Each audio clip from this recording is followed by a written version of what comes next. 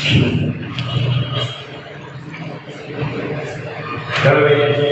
myself Jaydeepsir, Nimbark, online education ની અંદર આપ સર્વ વિદ્યાર્થીઓ હાર્દિક સ્વાગત છે. હવે ધોરણ 9 વિષય ગણિતમાં ચેપ્ટર નંબર 13 ની અંદર આપણે કન્ટિન્યુ હતા સ્વાધ્યાય 13.3 ની શરૂઆતના દાખલાઓ કર્યા આપણે 1 2 અને સ્વાધ્યાય 13.3 નો મેઇન ત્રીજો દાખલાથી આપણે સ્ટાર્ટ કરવાનો છે. આગળના લેક્ચરની અંદર આગળના વિડિયોની અંદર જોયું તે પ્રમાણે આપણે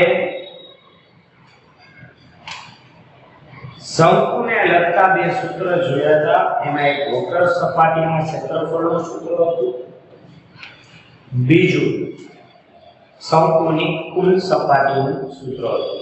વક્ર સપાટીનું સૂત્ર હતું પાઈ r l અને કુલ સપાટીનું સૂત્ર હતું પાઈ r કૌંસમાં r plus l. આજે આપણે સ્વાધ્યાય 13.3 નો ત્રીજો દાખલો જોવાનો છે, જેનો ક્વેશ્ચન તમારી પાસે ટેક્સ્ટબુક છે, નજર કરજો 7 તમને પ્રશ્ન એક આવો કીધો છે કે શંકુની વક્ર સપાટીનું ક્ષેત્રફળ 308 સેમી છે.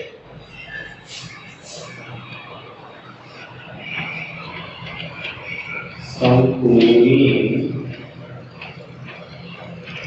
વક્ર સપાટીનું ક્ષેત્રફળ 308 સેમી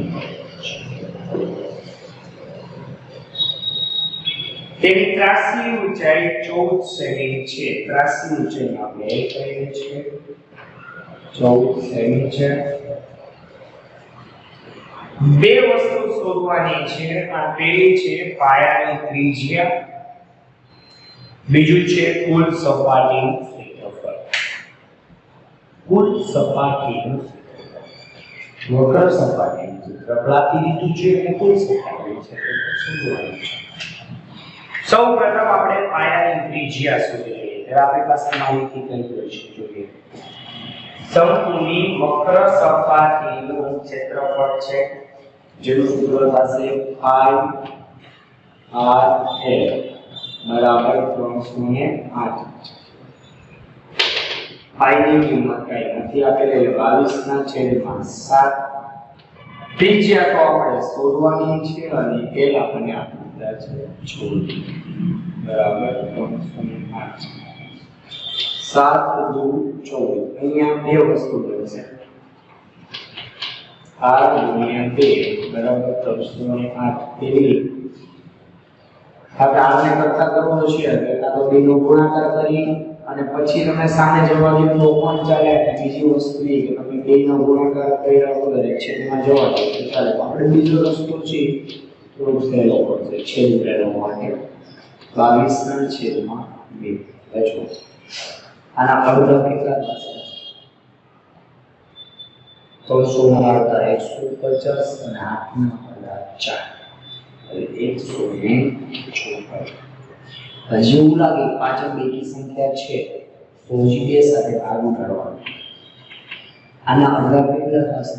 તો કે 150 ના અડધા પહેલા કરવાના 75 થાય. 4 ના અડધા કરવાના 2 75 ને 2 86. તો આનો છેદ ઉડાડો એટલે 11 22 156. હવે છેદ પાછું ઉડાડો 11 મીન્સ કે ધીરે ધીરે નાના છેદ ઉડાડતા જાઓ એટલે તમને પ્રોબ્લેમ પડે નહીં. ત્રિજ્યા તમને મળી ગઈ છે 7 સેમી. હવે આ જે ત્રિજ્યા છે તેની ઉપરથી આપણી પાસે એ આવી છે શંકુની કુલ સપાટી નું ક્ષેત્રફળ સૂત્ર છે પાઈ r કૌંસમાં r plus l. પાઈની કિંમત 22/7. ત્રિજ્યા આપણને મળી ગઈ છે 7 7 પ્લસ l આપણને મળી ગયા છે 14. 7 7 63 22 ગુણ્યા 14 ને 7 21 22 ગુણ્યા 21 આપણે કરીએ 2 2 4 2 અને 2 4 4 ને 2 6 2 4 સોરી અહીંયા 2 પ્લસ 2 2 4 4 6 2 4 462 ફાઇનલ આન્સર આવે છે 462 સેન્ટીમીટર સ્ક્વેર. અહીંયા ખાલી સેન્ટીમીટર જ આવશે પરંતુ અહીંયા સેન્ટીમીટર સ્ક્વેર આવશે. બે એનું કારણ એ છે કે આ ક્ષેત્રફળ આપણને આપેલું છે. આ આપણને એક પ્રકારની લંબાઈ આપેલી છે ત્રિજ્યા, બરોબર છે. તો આ હતો સ્વાધ્યાય 13.3 નો દાખલા નંબર 9.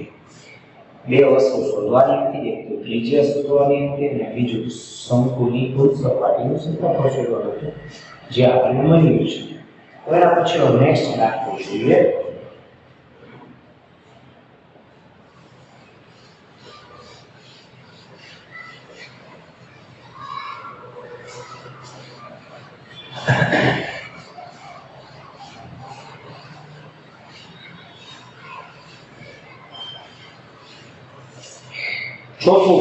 ચોથા ક્વેશ્ચનની અંદર શું છે જોઈએ આપણે. શંકુ આકારનો તંબુ 10 મીટર ઊંચો છે. તંબુની વાત કરીએ જે શંકુ આકારનો છે.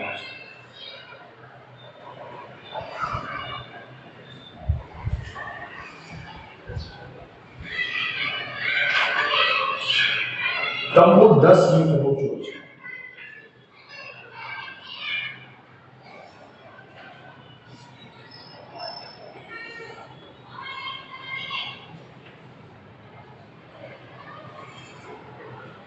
અને પાઇપની ત્રિજ્યા 24 મીટર છે.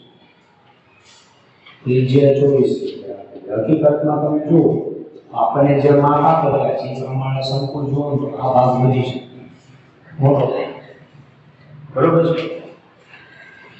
પાઇપની ત્રિજ્યા આપેલી છે 24 મીટર. હવે બે વસ્તુ તમારે શોધવાની છે. મીટર નંબર ચોથાની વાત કરીએ છીએ, ખાસ તમે જરૂર રહેશે સુધી ધ્યાન આપજો. બે વસ્તુ તમારે મેળવવાની છે. પહેલું, તંબુની ત્રાસી ઊંચાઈ શોધવાની છે, મીન્સ કે L શોધવાનું છે. બીજું, 1 મીટર સ્ક્વેરના 70 રૂપિયા લેખે તંબુ માટે બનાવવા માટે જે કુલ કાપડ જોઈએ છે તેનો ખર્ચ કેટલો થાય. પહેલી વસ્તુ કે તંબુ આવી રીતના બન્યો હોય એટલે નીચે કાપડની અહીંયા જરૂર છે, વક્ર સપાટીનું ક્ષેત્રફળ શોધવાનું રહેશે. એટલે બે વસ્તુ શોધવાની છે. પેલા આપણે ત્રાસી ઊંચાઈ શોધી લઈએ અને 70 લેખે કેટલા રૂપિયા થશે તે આપણે કુલ રૂપિયા શોધી લઈએ. એટલે તંબુની ત્રાસી ઊંચાઈ પેલા તો આપણી પાસે માહિતી કઈ કઈ છે જોઈએ. અહીંયા h ઊંચાઈ આપેલી છે 10 મીટર અને ત્રિજ્યા આપણને આપેલી છે 24 મીટર. હવે બે વસ્તુ આપેલી હોય, એક તમે r આપેલી હોય તેના ઉપરથી l આપણને સરળતાથી મળી છે. તો કે l નું સૂત્ર છે h² h² r². h ની કિંમત છે 10, r ની કિંમત છે 24, 10 નો વર્ગ 100, 24 નો વર્ગ 575. બે સરળ કરો 676 નું વર્ગમૂળ તમને મળે છે 26. 26 ગુણ્યા 26 કરો અને 676 થાય, બરોબર છે. જોઈએ આપણે 26 ગુણ્યા 26 થાય છે 36, 6 દુ 12, 6 દુ 12, 24, 25, 26, 20, 2 4 2 6 670 થાય છે. કન્ફર્મ એલિમેન્ટ બધું બનાવેલું છે, ખાસ ધ્યાન રાખજો. હવે એ આપણને મળી ગયા છે એટલે જે પહેલી શરત હતી કમ્પ્લીટ થઈ ગઈ છે. હવે એવું છે કે કાપડ કેટલું જોશે અને ઈ કાપડ લેવા માટે આપણી પાસે કુલ કેટલો ખર્ચ થશે, ખર્ચ કેટલો થશે એ જોવાનું છે.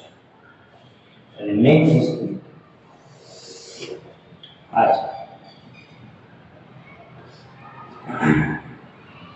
હું ડાયરેક્ટલી લખું છું તંબુ બનાવવા માટે જોઈતા કાપડનું કુલ ખર્ચ બરાબર તો પેલા સમજો પૃષ્ઠફળ આવશે R 1 મીટરના 70 રૂપિયા છે તો આને જે જવાબ આવશે એને ગુણ્યા કરવાના રહેશે 70 એટલે આપણે ડાયરેક્ટ કુલ ખર્ચ મળી જશે. હવે પાઈની કિંમત આપણને ખબર છે 22 ના છેદમાં 7 ત્રિજ્યા આપણી પાસે છે 24 અને ત્રાસી ઊંચાઈ L મેળે છે આપણી પાસે 26 ગુણ્યા 70. અહીંયા ઉદાહરણ છે એટલે આગળ 10 22 ગુણ્યા 24 ગુણ્યા 26 ગુણ્યા 10. હવે જો આ બધાયનો ગુણાકાર કરી જે આવે તે તમારો ફાઇનલ આન્સર એટલા રૂપિયા હશે. એક બધાય પદનો ગુણાકાર કરવાનો છે એટલે તમને કુલ ખર્ચ મળી જશે કે તંબુ બનાવવા માટે જે કાપડ છે તે કાપડને ખરીદવા માટે કુલ ખર્ચ કેટલો થશે. આ બે એક સાથે દાખલા એક દાખલાની અંદર બે દાખલા આપેલા છે. પછી નેક્સ્ટ દાખલા